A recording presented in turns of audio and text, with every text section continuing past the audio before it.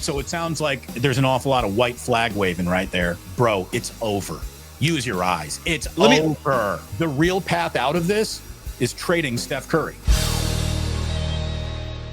Here we go. This is Steve Kerr talking with, Willard asked the question and Steve gives the answer. Do you feel like this organization needs to do something at the deadline, either just to rejuvenate or refresh or anything on that end? I have 100% faith in our organization to do whatever the right thing is, and sometimes the right thing is to not do anything. So, of course, it depends on what you're going to do, what that means. And Mike is so good at his job. I just feel in great hands with him and the whole organization, and they're looking at everything. And it's about not only looking at what's out there, but also looking at who we are, what is our identity, and organizationally where are we, and understanding our position within the landscape, and then figuring out what's next. And that's these are difficult questions for us because of the legacy that Steph and Draymond have, and 4 championships in the last 10 years, and still plenty to play for, but we're clearly not in that top tier anymore. That's obvious. So it creates some really difficult questions.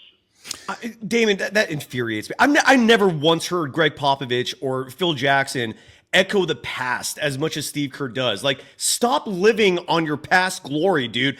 We know you won 4 titles. Everyone knows it. What is the point of bringing that up? Focus on the present now and do something. It is insane to me that he's acting like being complacent is the answer here. That infuriates me, Damon. I didn't hear that until just now, and all that does is piss me off. I'm sorry. So it sounds like there's an awful lot of white flag waving right there. I mean, it really does. And I'm just going to say, if that's what you really think about the situation, again, nobody wants to say this out loud. I've been crushed for saying out loud. And I want to let everyone know that I was the one who had, enough guts to say it out loud. Yes. The real path out of this is trading Steph Curry. The unthinkable is probably the best available option, because if you are as lost in the woods as Steve Kerr just basically admitted, this is who we are now. We're a team that is so directionless. We have no direction in which to travel, so we're not even thinking of going in a direction. We're going to stand pat with a formula that we're all looking at. Everyone thought this formula would work. It's not working, but we're comfortable with it's not working. That can't happen. The biggest problem, the single biggest problem with the Golden State Warriors is here they are in the year 2025, and the entire fortunes of this franchise are still directly attached to a player who's turning 37 in March and another player who's turning 35 in March. And while those 2 guys remain defined, everything else around them is still undefined, including your most precious asset, Jonathan Kuminga, who you have allowed to remain undefined. The Golden State Warriors are without form, without shape, without identity, which means it's time to do something drastic, or you will be the 38-44 middling NBA team that is forever stuck. That's what this is. So if you really want to talk about how do you get out of it, you get out of it by skinning yourself alive and doing the unthinkable and taking a legitimate, while he's still got asset to him, Steph Curry, and making the Herschel Walker trade. The trade that delivers what will be the mechanisms to keep going forward this decade. Because Steph Curry defined the last decade. If he's going to be defining the next one too, you're not going to like that definition at all. I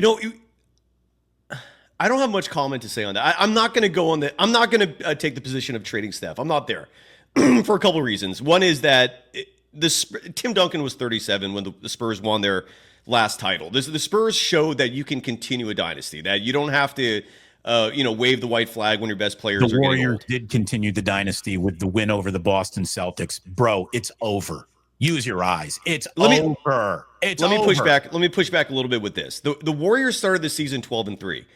They're the first. They will False data points. If you don't realize that now, that's all false data points. That is not the truth. But again, here's the problem, Dave, because your plan, which logically makes perfect sense. Perfect sense. This is one of those moments where I will evoke emotion to add to the context here, because like an academic or someone doing research, you have qualitative research where the numbers are empirical, they make perfect sense, and that's what you're doing here. What you're saying makes perfect sense. But there's also qualitative research where you take into account the why and how of things, the emotional complexities of human nature. What you're proposing is the equivalent of the Bulls saying they're going to trade Jordan after 98. Let's say like the last dance was not a thing. Let's say Phil Jackson's coming back. Him and Krause don't hate each other like what was going on, and they keep this thing going.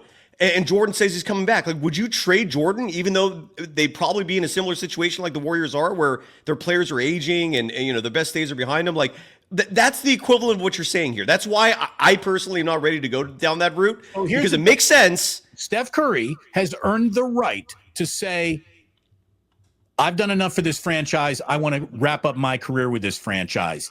And if the Warriors are cool with that, and there's a lot of reasons to be, because Steph is the golden goose, then you let him lay his career down the way that he wants to. Guy here, OMG, it's Manny, says, do not trade Steph. He wants to redefine what loyalty is like. If you are in that camp, don't you say another word about the Warriors winning or losing another basketball game. But our basic, to say never trade Steph, what you are saying is the winning is over. Again, I was the person who said, I'm the first person in Bay Area history who has ever said that sentence out loud. I said it out loud about 3 weeks ago. I'm going to start saying it a little bit louder each and every day. As much as it is unthinkable, and as much as it would be the definitive sign that this has all come to a halt, as much as no team wants to kill its own golden goose who lays the golden egg, this egg is going to be producing the worst breakfast going forward. So I think it's time for another chef. I hate to say it. If you're really asking what would be the best way to reboot the Golden State Warriors to guarantee that they're going to have a good 8-year run going forward, not come crashing down and taking the next 4 or 5 NBA seasons off, look, it'll never happen. But it's the one thing that probably needs to happen. Nobody wants it. Nobody wants it. Nobody. But sometimes you need to take your medicine. I don't even know if one trade away. Zion Williamson shows up, he's going to get hurt within 15 games because that's all that has ever happened to that guy in his career. Vucevic is going to show up. I'm looking at a team that is a lot further away from an NBA title than Vucevic as a stretch 5.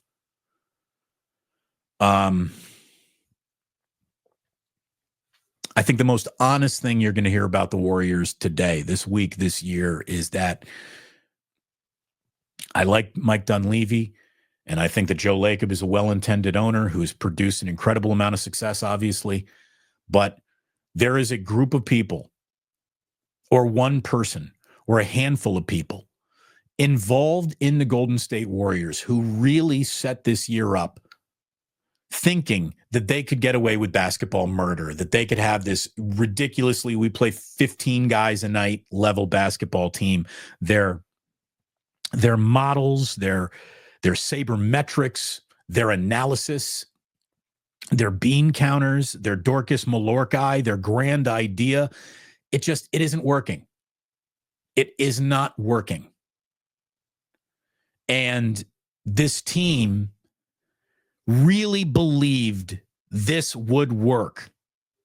They're wrong. They're wrong about this team working. So maybe stop going back to the people who are been wrong for several years in a row now about how this is all going to come together. And if that means less young Lacob's involved, if that means Mike Dunleavy is a short timer as a general manager, if that means Steve Kerr needs to go, then that is what needs to happen. Because doing the same thing over and over again is officially, it's got the Warriors on a fast track to absolutely nowhere. Absolutely nowhere. And that hurts. That sucks. Thanks for watching. Tune into the Damon Bruce Show live on YouTube every weekday at 2 p.m. Eastern, 11 a.m. Pacific.